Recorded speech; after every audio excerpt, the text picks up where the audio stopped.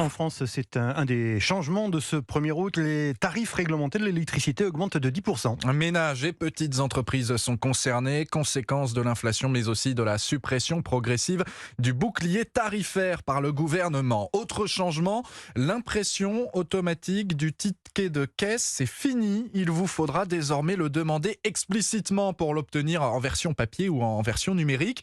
Cette mesure, 2 fois repoussée, a pour but de réduire le gaspillage, mais cette décision ne ravit pas les associations de consommateurs, Noah Moussa. Oui, car il y a encore beaucoup de gens attachés au ticket de caisse. Il sert à suivre ses dépenses ou à échanger des articles, par exemple. Mélissa Chevillard est en charge des relations institutionnelles chez l'UFC Que Choisir. Imaginons que vous choisissiez des vêtements et que vous soyez trompé de taille.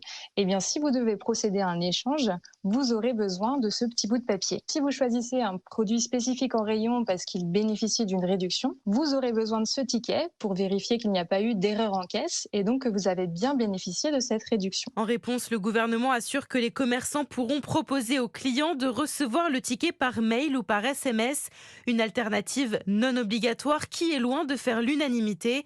Guylaine Brohan est la présidente nationale de Familles Rurales. Il y a 10 millions de personnes en France qui n'ont pas d'informatique, qui n'ont pas d'ordinateur, même pas de smartphone. Pour eux, c'est pas possible d'avoir un ticket sur leur ordinateur parce qu'ils n'ont pas d'internet. Mais il y a quand même des exceptions. Vous aurez un ticket de caisse si vous achetez de l'électroménager, de la téléphonie ou des articles de sport. Et évidemment, il reste systématique pour les produits sous garantie. Noah Moussa pour Europe 1, et je vous rappelle aussi que c'est le dernier jour aujourd'hui des soldes dans vos magasins. La période avait été allongée suite aux émeutes du mois dernier.